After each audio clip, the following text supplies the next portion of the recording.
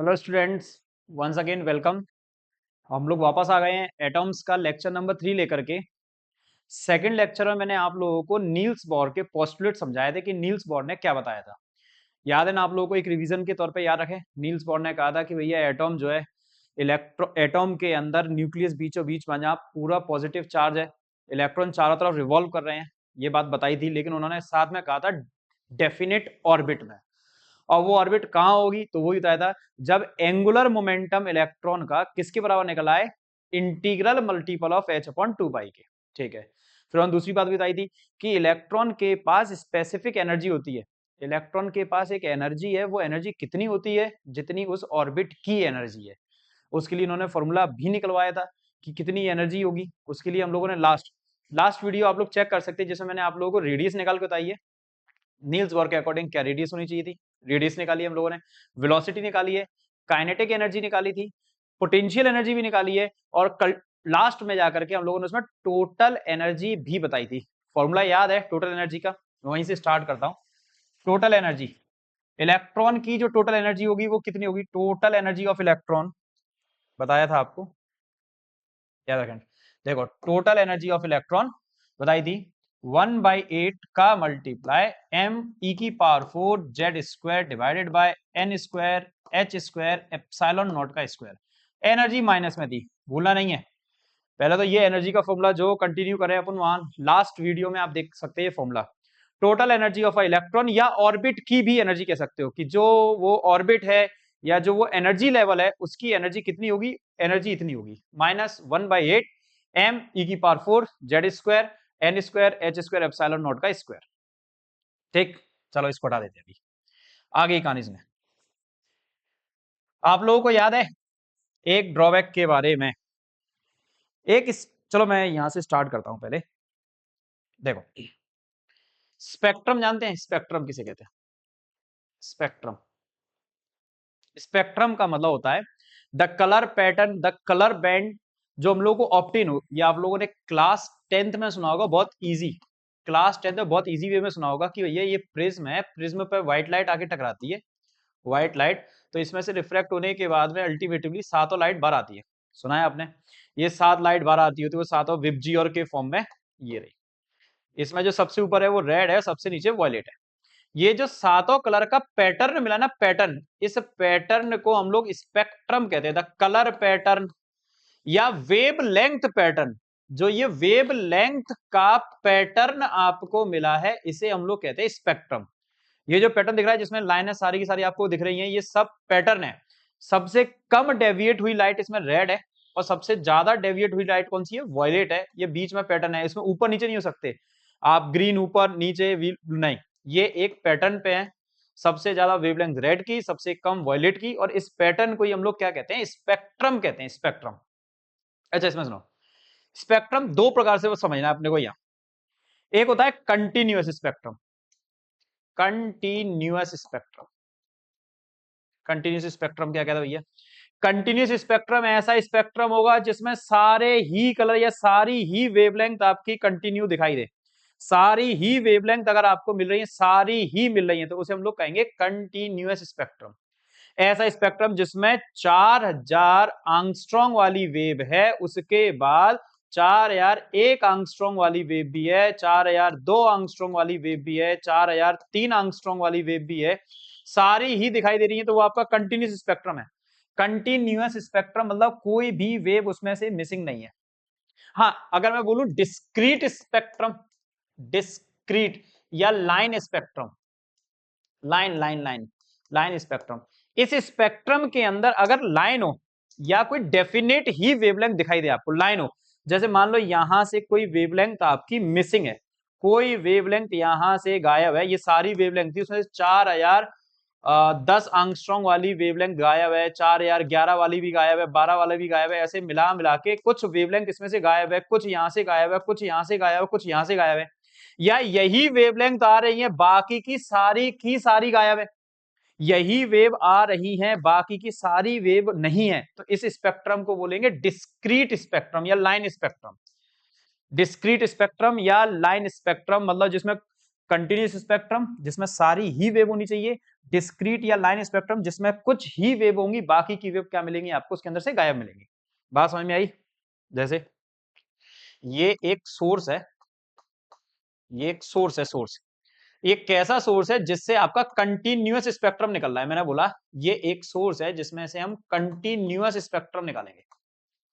Continuous spectrum समझ रहे हो? ऐसा सोर्स है जिसमें सारी ही वेव हैं, आपकी सारी ही वेव हैं, कोई वेवलेंथ उसमें से मिस नहीं कर रही है, तो कंटिन्यूअस स्पेक्ट्रम है, कोई भी बीच में से क्या नहीं कर रही, मिस नहीं कर रही। हाँ, अगर मिस कर रही होती, मिस कर रही होती, ये वाली वेव्स नहीं है, ये वेव है, ये वेव है, ये वेव है, ये वेव है, ये वाली वेव इसमें नहीं है, तो ये कंटिन्यूअस स्पेक्ट्रम नहीं रहा। इसमें से कुछ वेव आपकी क्या कर रही है, मिस कर रही है, तो इस वेव को हम लोग, इस स्पेक्ट्रम को कहेंगे डिस्क्रीट स्पेक्ट्रम, या किस नाम से जानेंगे, लाइन स्पेक्ट्रम के नाम से जानेंगे। इसे हम लाइन स्पेक्ट्रम कहेंगे, डिस्क्रीट बोल सकते हो या लाइन स्पेक्ट्रम भी कह सकते हैं। ये एक लाइन स्पेक्ट्रम है, ठीक है। ये देखो मैंने आपको पहले पेज पे दिख रहा था, ये डायग्राम से समझ सकते हैं आप लोग, यहाँ इस डायग्राम को समझे, देखो ये कंटिन्यूअस स्पेक्ट्रम का डायग्राम। कंटिन्यूअस स्पेक्ट्रम में आप लोग देख सकते हो सारी की सारी लाइनें दिख रही हैं आपको, सारी की सारी लाइनें दिख रही हैं।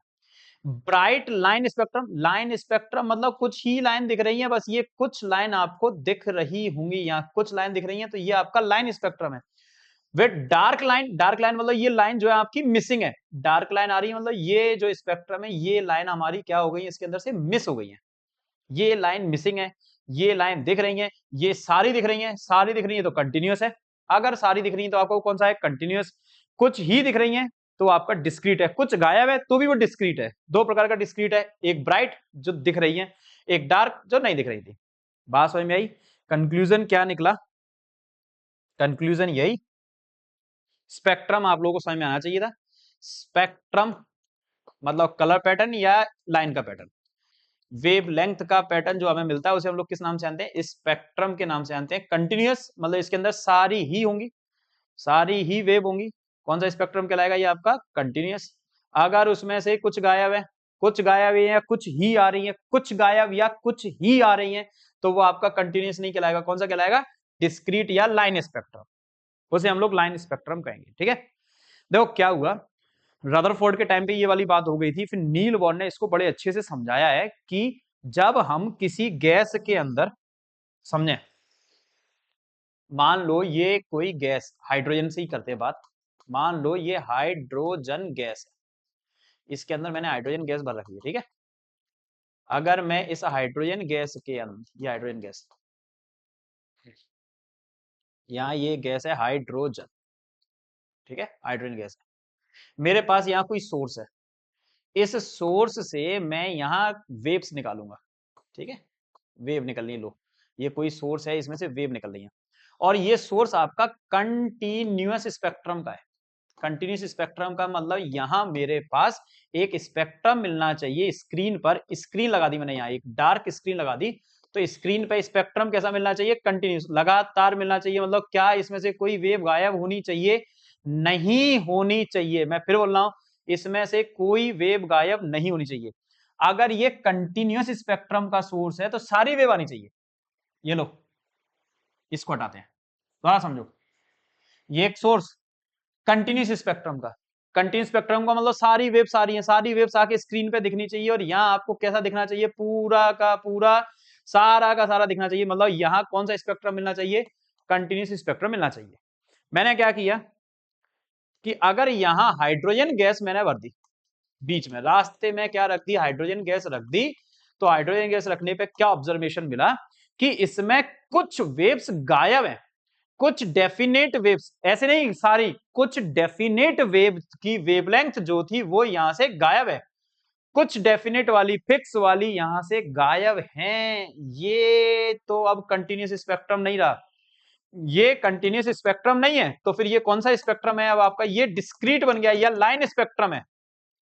ऐसा क्यों हुआ, ऐसा क्यों हुआ, ये समझ में नहीं आया।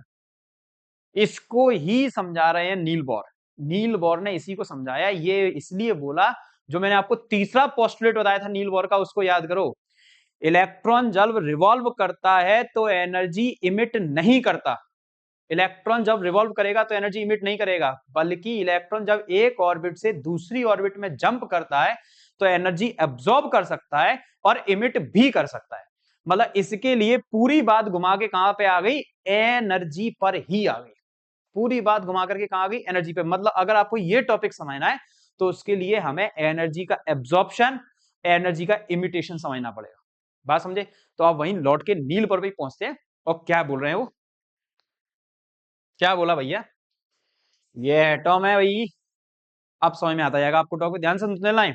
ये एटॉम है, ये बीचों बीच न्यूक्लियस है, ठीक है। इसके चारों तरफ डेफिनेट ऑर्बिट में इलेक्ट्रॉन घूम रहा है। ये रहा इलेक्ट्रॉन जो इसके चारों तरफ घूम रहा है, ठीक है। इलेक्ट्रॉन घूम रहा है तो इसके पास क्या होगी, एनर्जी होगी। और वो एनर्जी कितनी होगी, तो वो एनर्जी मैंने आपको निकाल करके फॉर्मूला भी दिया था, टोटल एनर्जी ऑफ इलेक्ट्रॉन।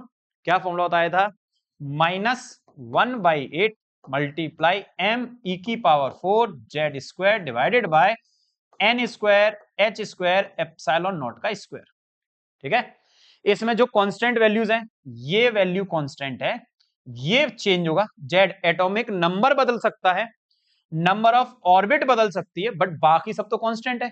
मतलब टोटल एनर्जी में बोले तो हम लोग क्या बोल सकते हैं, -1/8 m⁴ डिवाइडेड में h² एप्सिलॉन नॉट का स्क्वायर। ये सब क्या है, कांस्टेंट है। जो बदल सकता था वो क्या बदल सकता था, z² और n²। इस कांस्टेंट को मैंने आपको सॉल्व करके ही बताया था, कांस्टेंट को भी सॉल्व करें तो टोटल एनर्जी जो आ रही थी -13.6 z² बाय n² इन इलेक्ट्रॉन वोल्ट, ये होती है इलेक्ट्रॉन की एनर्जी। अगर ये हाइड्रोजन है, क्योंकि भैया नील बोर सारी बात हाइड्रोजन के लिए कह रहे हैं, अगर ये हाइड्रोजन है तो इसका एटॉमिक नंबर Z कितना हो जाएगा, 1। Z तो हो जाएगा 1, तो आप इस Z को हटा देंगे यहां से, बची क्या, नंबर ऑफ ऑर्बिट। अगर पहली ऑर्बिट की बात करें तो नंबर ऑफ ऑर्बिट भी मैं पहली ले लूं, पहली लूं तो जो एनर्जी आई, टोटल एनर्जी आई वो कितनी आई, -13.6 इलेक्ट्रॉन वोल्ट। क्योंकि यहां भी 1 लिखेंगे, यहां भी 1 लिखेंगे, और लिखे तो -13.6 इलेक्ट्रॉन वोल्ट, ये पहली ऑर्बिट की एनर्जी। ये आ चुकी है आपके पास एनर्जी, पहली ऑर्बिट में एनर्जी है -13.6 हाइड्रोजन की पहली ऑर्बिट, हाइड्रोजन की पहली ऑर्बिट। दूसरी ऑर्बिट लू मैं इसी की, हाइड्रोजन की ही दूसरी ऑर्बिट लू, तो यहां n2 लिखूंगा, 2 लिखूंगा तो यहां 2 से डिवाइड, 2 का स्क्वायर, और 2 का स्क्वायर कितना आ जाएगा, 4। समझे, आप खुद कर सकते हैं। 2 का स्क्वायर 4, तो 4 से डिवाइड कर दूंगा, और 4 से डिवाइड करूंगा तो एनर्जी कितनी आ रही है, -3.4 इलेक्ट्रॉन वोल्ट। मतलब दूसरी ऑर्बिट की जो एनर्जी आएगी वो आएगी -3.4। तीसरी ऑर्बिट, हाइड्रोजन जेड की जगह 1, एन की जगह 3, 3 का स्क्वायर कितना आएगा, 9। समझ रहे, 2 का स्क्वायर किया था, इस बार 3 का स्क्वायर 9, 9 से डिवाइड कर लेंगे। इस बार एनर्जी कितनी आएगी, -1.5। समझ में आया? तो मैं यहां लिख दूंगा, तो एनर्जी जो आएगी वो अगली ऑर्बिट की आएगी -1.5। इसके बाद अगली ऑर्बिट की भी निकाल सकते हो आप, ऐसे हमने सारी ऑर्बिट की निकाली। इसकी आएगी -0.8, उसके बाद अगली की भी निकाल सकते हो, उसकी आई थी -0.5, उसकी अगली की भी, सभी की निकाल के मैंने आपको दी थी, याद है। उसके बाद निकालोगे -0.37, उसके बाद -0.28। सबकी एनर्जी मैंने आपको जहां तक इस फॉर्मूले से निकाल दी थी। ये फॉर्मूला याद होना चाहिए और एनर्जी आप निकाल सकते हैं, ठीक है। अच्छा, डायग्राम में समझ में आ गया कि नहीं आया, इधर सुने, ये देखो ऑर्बिट्स वाइज एनर्जी मैं बोलूं, देखो ये पहली ऑर्बिट मान लो, ये दूसरी ऑर्बिट है, ये तीसरी ऑर्बिट है, ये चौथी ऑर्बिट है, ये पांचवी ऑर्बिट है, ये छठवीं ऑर्बिट है। तो इनकी एनर्जी हम लोग यहाँ बता सकते हैं। जैसे देखो, मैं आप लोगों को पहली ऑर्बिट की बता देता हूँ। अभी हमने पहली ऑर्बिट की निकाली थी -13.6, हाइड्रोजन के लिए, -13.6 इलेक्ट्रॉन वोल्ट में सब, -3.4, -1.5, -0.8, -0.5, -0.37, इसके बाद -0.28। मतलब ये आपकी सबकी क्या लिखी हुई है, एनर्जी। अच्छा ढंग से देखें, बात समझना। अगर इलेक्ट्रॉन यहां घूम रहा है -13.6, इलेक्ट्रॉन यहां घूम रहा है -3.4, इलेक्ट्रॉन यहां घूम रहा है -1.5, इलेक्ट्रॉन यहां घूम रहा है -0.8। जैसे जैसे ऑर्बिट दूर होती जा रही है, क्या देखने को मिल रहा है आपको, क्या देखने को मिल रहा है, उसकी एनर्जी बढ़ रही है, बढ़ रही है, बढ़ रही है। मतलब जितना पास इलेक्ट्रॉन होगा, इलेक्ट्रॉन जितना पास होगा उतनी एनर्जी कम है, और जितना इलेक्ट्रॉन दूर है उतनी एनर्जी ज्यादा है। नील बोर ने कहा है इलेक्ट्रॉन जब घूमता है तो एनर्जी रिलीज नहीं करता, जंप करेगा तो एनर्जी रिलीज और एब्जॉर्ब दोनों करेगा। अब बात समझ जाओ, अब बस ध्यान सुनना जो बोल रहे हैं, प्लांक प्लांक सब मिला के कंक्लूजन पे आ रहे हैं। इलेक्ट्रॉन मान लो पहली ऑर्बिट से दूसरी ऑर्बिट में जाना चाहता है, पहली ऑर्बिट मतलब ग्राउंड लेवल से, ये इस जमीनी स्तर पे अभी अपनी औकात में है, ये ऊपर उड़ना चाहता है, ऊपर जाना चाहता है, तो इसको एनर्जी और चाहिए। बात यही है, बात समझो। एनर्जी -13.6 और यहां एनर्जी -3.4, मतलब ऊपर जाते समय इसको एनर्जी क्या कम करनी है या बढ़ानी है। 13.6 माइनस में है, -3.4 मतलब नीचे से ऊपर जाते समय उसको एनर्जी क्या करनी है, अपनी बढ़ानी पड़ेगी। तो ये क्या करेगा, उस समय एनर्जी को एब्जॉर्ब करेगा, और जब एनर्जी को एब्जॉर्ब करेगा तभी नीचे से कहां जाएगा, ऊपर एक्साइटेड स्टेज में पहुंच जाएगा। एक्साइटेड स्टेज में आ गया, या नीचे से और ऊपर जाना चाहता है तो काम चल जाएगा क्या, नहीं। अब यहां एनर्जी कितनी चाहिए, -1.5, इसके पास -3.4 है, यहां चाहिए -1.5, ऊपर जाना चाहता है तो ये एनर्जी और क्या करेगा, एब्जॉर्ब करेगा। एब्जॉर्ब, और ऊपर जाएगा तो क्या करेगा, एब्जॉर्ब, और ऊपर जाएगा तो क्या करेगा, एब्जॉर्ब। मतलब इलेक्ट्रॉन एक ऑर्बिट से ऊपर की तरफ एक्साइटिंग स्टेज में जाना चाहता है, ग्राउंड लेवल से एक्साइटिंग स्टेज में, एक्साइटिंग लेवल पे जाना चाहता है, तो उस समय वो एनर्जी को एब्जॉर्ब करता है।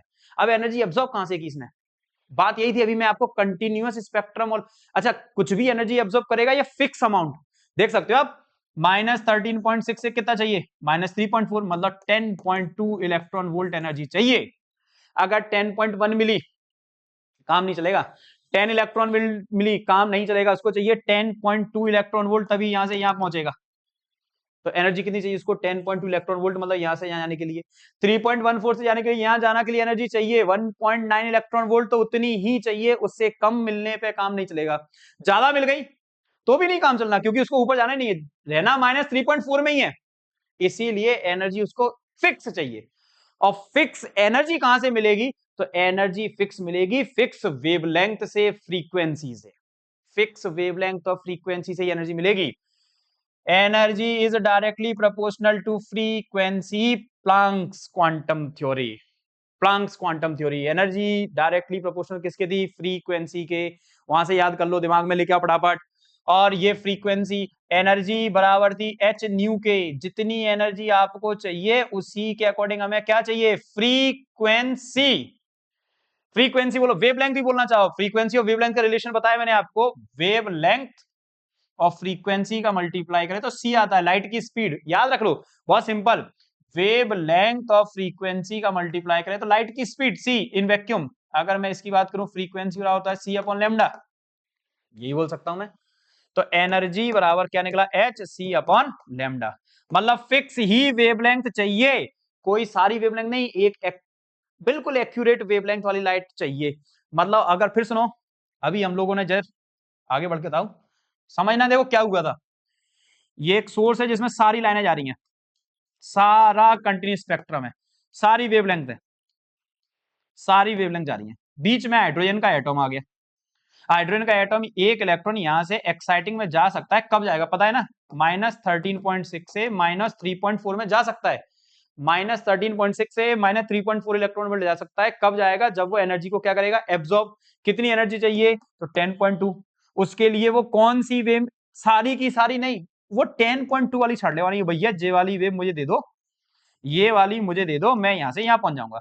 बाकी की सारी वेव गई, सारी सामने दिख रही हैं, सारी सामने दिख रही हैं, एक मिसिंग है, एक मिसिंग है, या डार्क लाइन आएगी।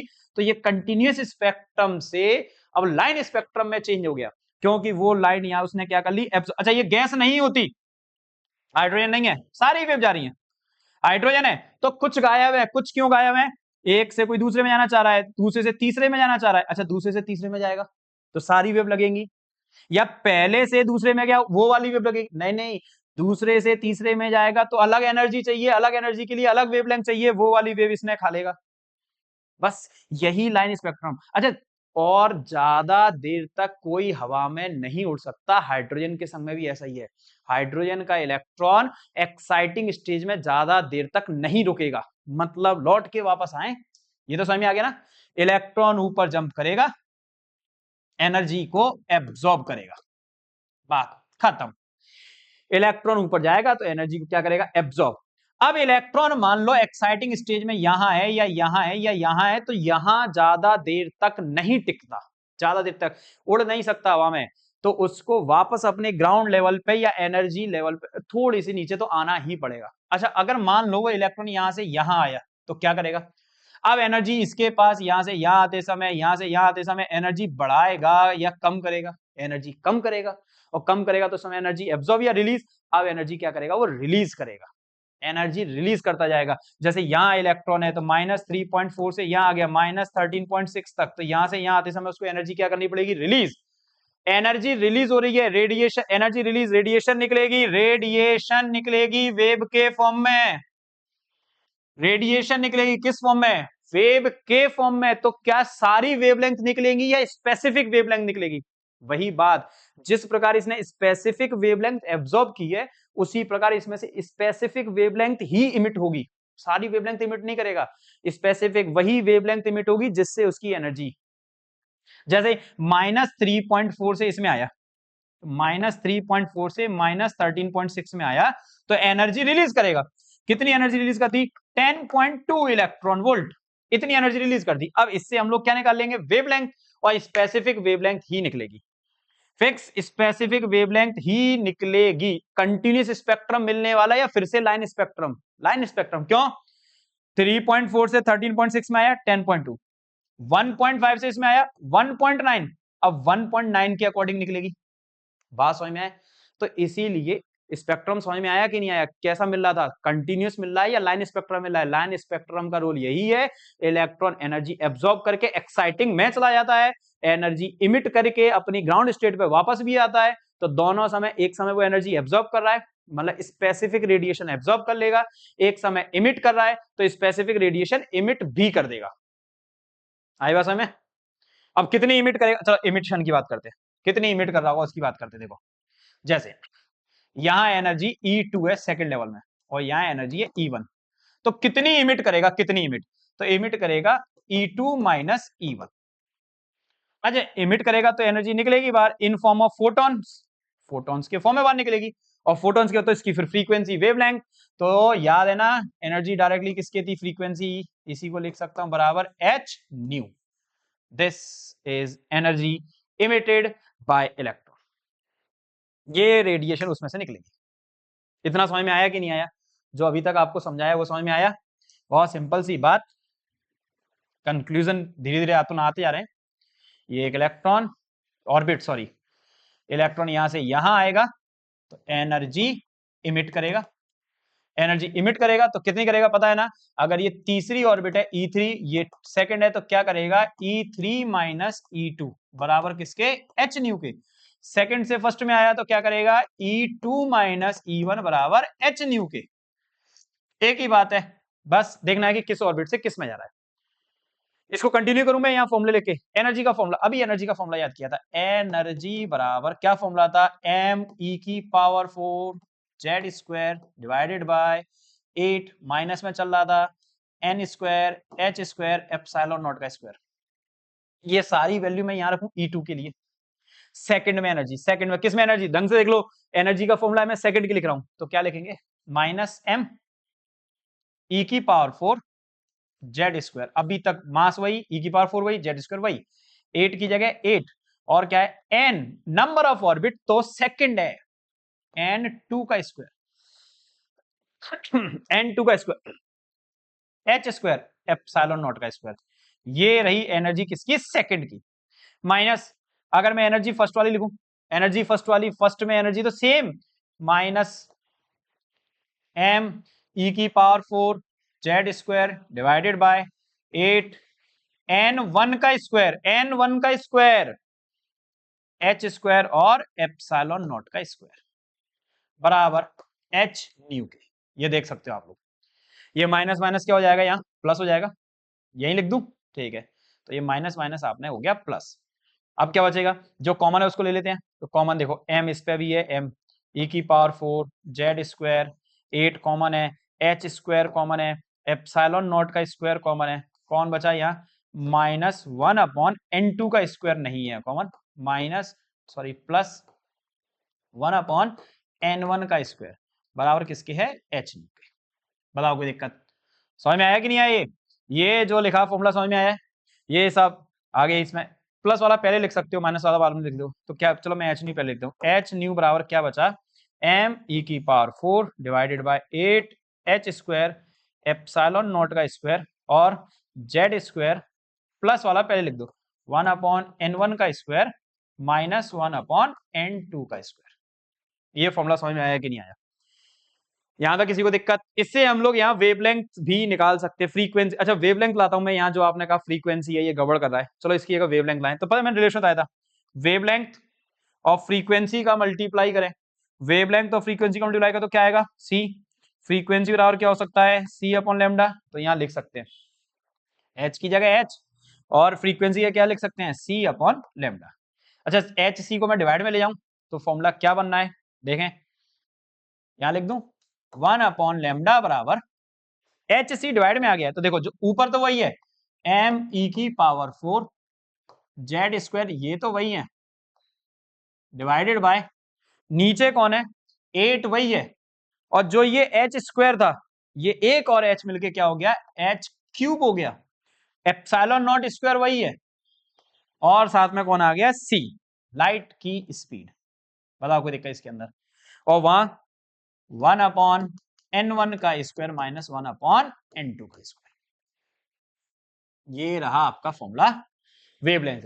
कौन सी वेवलेंथ निकलेगी, ये सारी वैल्यूज लगभग कांस्टेंट, n1 का स्क्वायर पहले जिस ऑर्बिट में इलेक्ट्रॉन आ रहा है, n1 मतलब समझो जिस ऑर्बिट में इलेक्ट्रॉन आ रहा है, और n2 जिस ऑर्बिट से आ रहा है, जिसमें आ रहा है, जिस ऑर्बिट में आ रहा है और जिस ऑर्बिट से आ रहा है, ध्यान देना है यहाँ क्या बदल रहा है। अच्छा देखो ये जेड स्क्वायर बदलता है एटॉमिक नंबर, अलग जैसे हाइड्रोजन के लिए हम लोग यहाँ 1 लिखते हैं, बाकी के अदर गैसेस के लिए यहाँ ये बदलेगा, बाकी के सब कुछ कांस्टेंट है।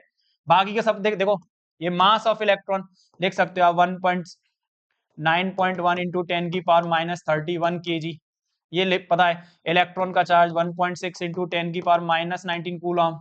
ये जेड को छोड़ो, at h Planck constant 6.6 into 10 to the power minus 13 joule second, ये पता है। एप्सिलॉन नॉट 8.854 इंटू 10 की power minus 12 newton metre square upon coulomb square, और ये c speed of light 3 into 10 to the power 8 metre per second. ये सारी value constant है, किसको छोड़ के, जेड को।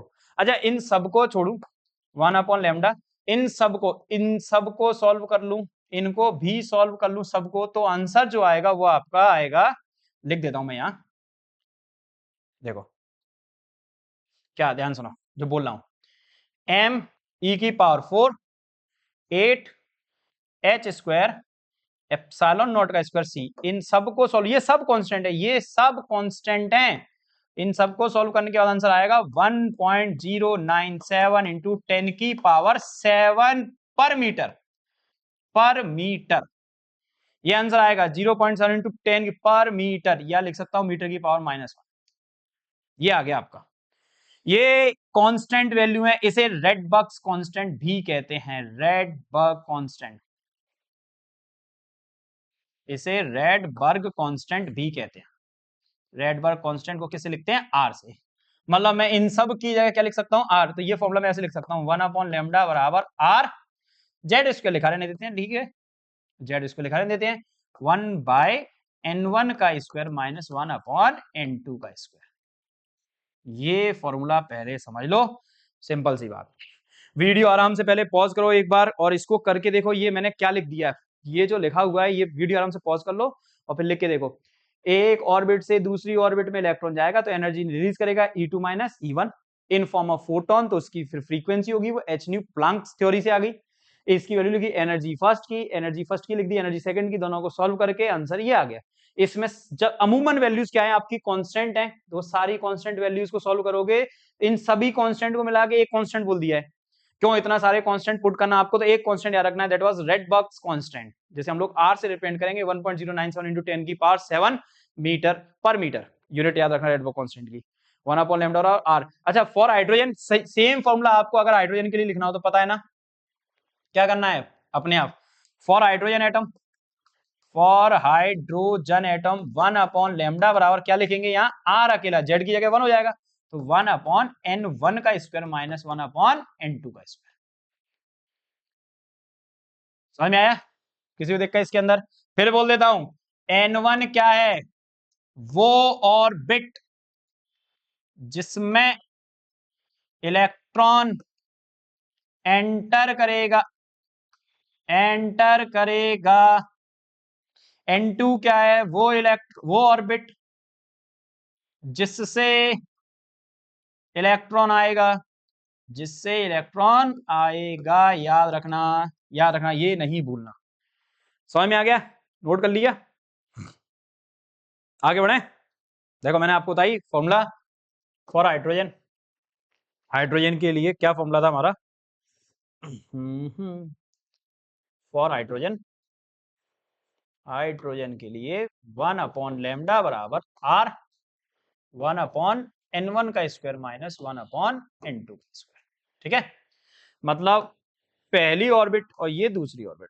चलो दूसरी ऑर्बिट से इलेक्ट्रॉन पहली में जा रहा है, दूसरी से किस में जा रहा है? पहली में। तो यहाँ क्या लिखेंगे? 1/λ बराबर r की जगह 1.097 इंटू 10⁻7 1/n1 जिसमें जा रहा है, अभी बताया किस में जा रहा है वो इलेक्ट्रॉन? पहली ऑर्बिट में। तो यहाँ लिखेंगे 1/1 का स्क्वायर माइनस किससे जा रहा है? दूसरी से, 1/2 का स्क्वायर। समझ में आया? इसको सॉल्व आउट कर लेंगे तो क्या आएगा? 1.097 इंटू 10⁻7 यहाँ 1/1 माइनस 1/4 सॉल्व आउट करेंगे तो कितना आ जाएगा? 3/4। 3/4 आया है।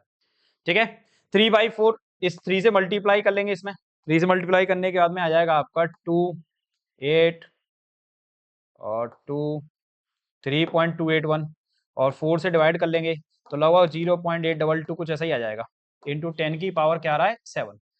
1/λ देख लो अभी, 1/λ बराबर आ रहा है 0.822 इंटू 10 की पावर 7। ये अभी जो है लैम्डा डिवाइड नीचे है, इसको ऊपर ले चलता तो ये नीचे आ जाएगा। तो वेवलेंथ बराबर 1/0.822 इंटू 10 की पावर 7। चलो पॉइंट हटाऊं तो 3 जीरो ऊपर बढ़ा दूंगा मैं, यहाँ 8 2 से डिवाइड कर लूं तो डिवाइड करेंगे तो 1.212 बार में जाएगा, 1.216 बार में। नीचे कितना है? 10 की पावर क्या लिखा हुआ है? 7। अगर इसी 10 की पावर 7 को मैं ऊपर ले जाऊं तो ये 10 की पावर 7 किसकी हो जाएगी? माइनस की। तो वेव लेंथ बराबर 1.216 इंटू 10 की पावर -7। अच्छा पॉइंट में हटा ही दूं तो 1 2 3 4 3 नंबर हटाना पड़ेगा, तो 1216 3 नंबर इस पर बढ़ा दो 10 की पावर -10। तो जो वेवलेंथ आ रही है वो आपकी 1216 आंगस्ट्रॉन्ग आ रही है। ये आ रही है वेवलेंथ, मतलब 1216 आंगस्ट्रॉन्ग वाली वेवलेंथ निकलेगी जब इलेक्ट्रॉन दूसरी से पहली में जाए। दूसरी से पहली में जाएगा तो जो वेवलेंथ आपको मिलने वाली है वो कितनी मिल रही है? 1216 आंगस्ट्रॉन्ग, 1216 आंगस्ट्रॉन्ग की। ऐसे ही मान लो अगर मेरा यहाँ इलेक्ट्रॉन तीसरी से पहली में आ रहा हो, तीसरी से किस में आ रहा है? पहली में, तो यहाँ मैं 1 लिखूंगा, यहाँ क्या लिखूंगा? 3 का स्क्वायर, 3 का स्क्वायर लिखूंगा। सेम सॉल्यूशन कर लेना आप, सब कुछ सेम कर करोगे तो आपको जो वेवलेंथ मिलेगी वो अलग मिलेगी। और बता दूं वो वेवलेंथ बढ़ेगी नहीं बल्कि वेवलेंथ कम हो जाएगी। वो वेवलेंथ कम होकर के मिलने वाली है आपको, वो वेवलेंथ अलग मिलने वाली है। पहले बोल दिया मैंने, वेवलेंथ कैसी मिलेगी आपको? अलग मिलेगी। ऐसे ही इसके बाद अगली ऑर्बिट हो, अगली ऑर्बिट हो, अगली ऑर्बिट, अगली ऑर्बिट, सबकी आप लोग निकाल सकते हैं। इस फॉर्मूले में वैल्यू रखो और सबकी निकाल लेना। अच्छा लास्ट ऑर्बिट कहां हो सकती है आपकी? इनफाइनाइट पे।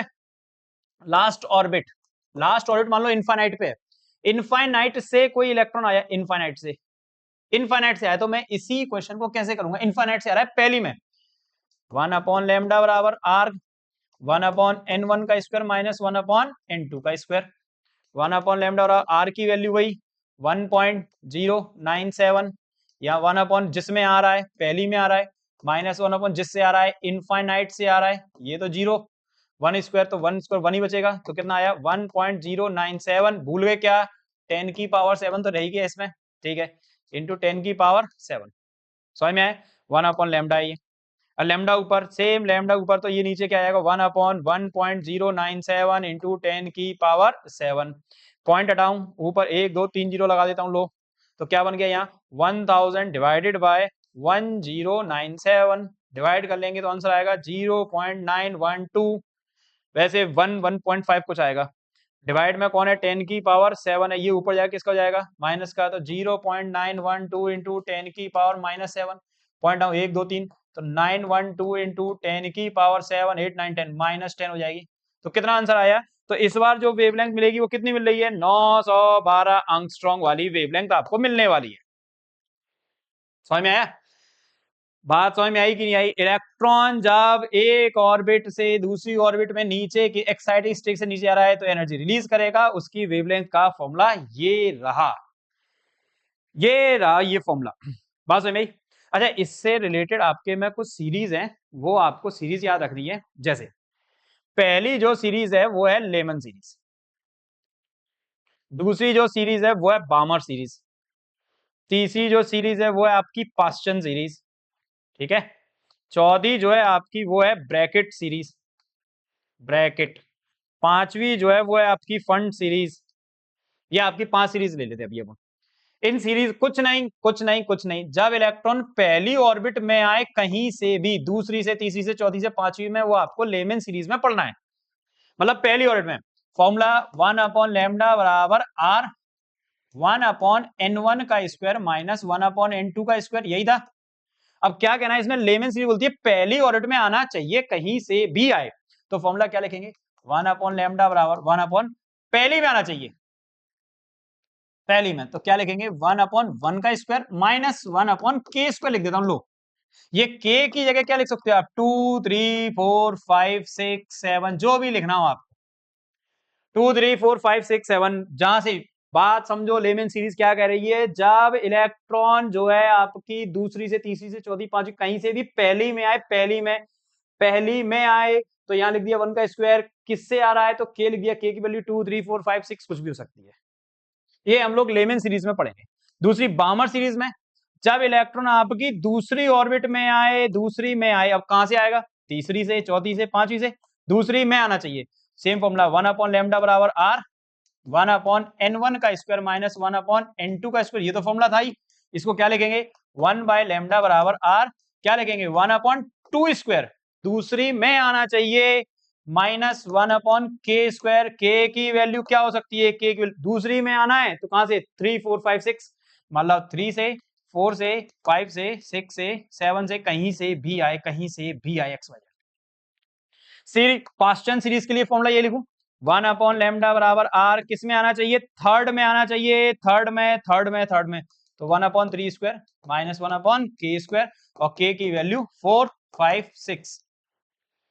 ब्रैकेट सीरीज फोर्थ में आना चाहिए, 1/λ बराबर r 1/4 का स्क्वायर माइनस 1/k स्क्वायर, और k की वैल्यू कहां से होगी 5 6 7 so on. P fund series fifth में आना चाहिए, 1/λ बराबर r 1/5 का स्क्वायर, फिफ्थ में आना चाहिए, फिफ्थ में, तो 1/5 का स्क्वायर माइनस 1/k स्क्वायर, और k की वैल्यू कहां से स्टार्ट होगी इस बार 6 7 8। ये आपकी सारी बात रही, बात समझ में आई कि नहीं आई, किसी दिक्कत इसके अंदर? अच्छा देखो, मैंने इसे बताया था, मान लो सबसे पास यहां से आ रहा है, तो सबसे ज्यादा वेवलेंथ जब होगी जब इसमें से निकले। कितना आंसर आया था अभी आपको याद है, 1216 एंगस्ट्रॉम की वेव निकलेगी, ये मैक्सिमम वेव है भैया, सबसे बड़ी वेव लेंथ 1216 एंगस्ट्रॉम की वेव आ रही है, जब दूसरी से पहली में आए। इनफाइनाइट से पहली में आए तो भी निकाली थी, इनफाइनाइट से पहली में आएगा तो कितना आया था 912 एंगस्ट्रॉम की, ये मिनिमम वेवलेंथ है।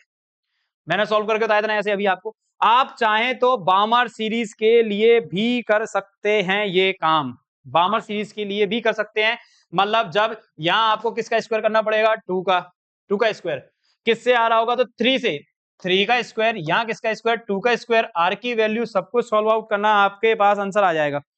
वो आंसर कितना आएगा 6563 एंगस्ट्रॉम, 6563 एंगस्ट्रॉम, यहां लिख देता हूं, लो कलर चेंज करके लिख देते हैं। वो आंसर जो आपका आएगा 6563 एंगस्ट्रॉम की वेव आपको मिलेगी, जब आपका इलेक्ट्रॉन तीसरी से किस में जा रहा होगा, दूसरी में। अच्छा, ये लाइट तो विजिबल लाइट है, विजिबल लाइट है तो दिखाई देगी। अच्छा, इन्फिनिटी से आ रहा हो, ऑब्जेक्टिव दिमाग में याद रखना, अगर इन्फिनिटी से दूसरी में आ रहा है, किस में आ रहा है, दूसरी में, कहां से आ रहा है, इन्फिनिटी से, तो जो ये वेवलेंथ है बढ़ने वाली है या कम होने वाली है, दिमाग लगा के बताएंगे। पहले तो ये वेवलेंथ बढ़ने वाली, ऊपर वाली में भी देखा था, यहाँ भी आपको बताना है कि ये वेवलेंथ बढ़ने वाली है या कम होने वाली है। ऑब्वियसली कम होने वाली है। ये आएगी आपकी कुछ 3646 एंगस्ट्रॉम की अप्रॉक्स, निकाल लेना आप। और ये विजिबल लाइट है, बहुत इंपॉर्टेंट ऑब्जेक्टिव बोलता हूं। लेमन सीरीज कंक्लूजन दे रहे हैं। लेमन सीरीज में पहली में इलेक्ट्रॉन आएगा, दूसरी तीसरी चौथी पांचवी से कहीं से भी। इसमें जो आपको वेव मिलेंगी वो अल्ट्रा वायलेट रीजन में से बिलोंग करेंगी। अल्ट्रा वायलेट वेवलेंथ है ये, अल्ट्रा वायलेट की। पामर सीरीज में दूसरी में आएगा, दूसरी में आएगा कहीं से भी आए, और ये जो वेवलेंथ मिलनी है आपको विजिबल लाइट की मिलेंगी, विजिबल लाइट की। पास्टन सीरीज में तीसरी में आएगा, कहीं से भी आए, जो वेवलेंथ मिलेगी वो आपको इंफ्रारेड की मिलेंगी। ब्रैकेट में भी इंफ्रारेड की मिलेंगी और पी फंड में भी इंफ्रारेड रेडिएशन वाली मिलने वाली है। भूलना नहीं, ऑब्जेक्टिव ये पूछ सकता है एग्जाम में। मैं इसका डायग्राम से दोबारा समझाने की कोशिश करूं तो देखो, ये डायग्राम समझ लो, सिंपल सा डायग्राम बनाते हैं। देखो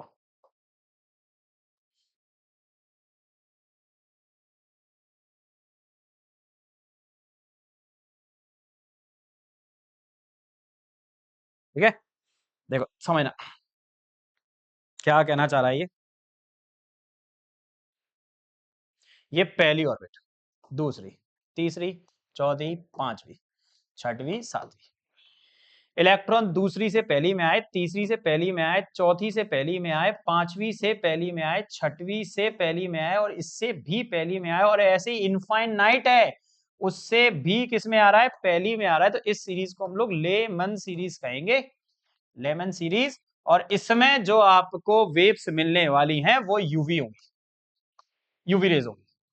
अच्छा दूसरी में आ रहा हूं, अगर दूसरी में ही आ रहा है, मान लो यहां से यहां आ रहा है, दूसरी में, ये दूसरी ऑर्बिट है, इसमें आ रहा है, इससे आ रहा है, इससे आ रहा है, इससे आ रहा है, ऐसे करके। तो ये जो सीरीज है वो हमारी कौन सी है, बामर सीरीज है। ठीक है, इसमें जो आपको लाइट मिलेंगी वो विजिबल लाइट होगी, विजिबल लाइट। तीसरी में आ रहा हो, इन केस अगर इलेक्ट्रॉन आपका तीसरी में आ रहा है, इसमें तीसरी, इसमें आ रहा है, चलो यहां से आ रहा है, थर्ड में आ रहा है, थर्ड में आ रहा है, थर्ड में आ रहा है, थर्ड में आ रहा है, फर्स्ट सेकंड थर्ड में आ रहा है, तो इस चीज को कौन सी कहेंगे, पास्चन सीरीज कहेंगे। इसमें जो मिलेंगी वो आपको इंफ्रारेड मिलेंगी। आई बात समझ में, सिंपल समझ में आएगी नहीं। अच्छा फोर्थ में आ रहा हो, यहाँ लो फोर्थ में आ रहा है, इस फोर्थ ये रही, इसमें आ रहा है, यहां से या यहां से या यहां से या इन्फानाइट से आ रहा हो, तो इसे हम लोग किस नाम से जानेंगे, ब्रैकेट सीरीज कहेंगे। कौन सी सीरीज है, ब्रैकेट। समझ में, ऐसे ही मान लो फिफ्थ में आ रहा हो, लो इसमें ये आ रहा है, फिफ्थ में आ रहा है, ये फिफ्थ में आ रहा है, तो इस सीरीज को हम लोग कौन सी कहेंगे, पी फंड सीरीज कहेंगे। इसमें भी इंफ्रारेड रेडिएशन है, इसमें भी इंफ्रारेड रेडिएशन है। समझ में आया कि नहीं आया यहां तक किसी को कोई दिक्कत इसके अंदर, ये डायग्राम समझ में आ गया। लास्ट एक एनर्जी लेवल का डायग्राम समझे, देखो समझो, मैं आपको जो निकाल के उन्हें बताया था, पहले में एनर्जी बताई थी -13.6, दूसरे में बताई थी कितनी, -3.4 for hydrogen, for hydrogen, for hydrogen, उसके बाद -1.5। अच्छा एनर्जी बनाते चलो, एनर्जी लेवल का डायग्राम, इसको ऐसे भी समझ सकते हो आप। मान लो ये एनर्जी मैंने बना दी, एक लाइन खींच दी आपकी, और ये एनर्जी 0 है, तो ऊपर चलूंगा तो एनर्जी प्लस में, और नीचे चलूंगा तो एनर्जी किसमें, माइनस। ये -1 है मान लो, ये -2 है, ये -3 है, ये -4 है, ऐसे ही करते करते करते करते करते -13 है, ये -14 है।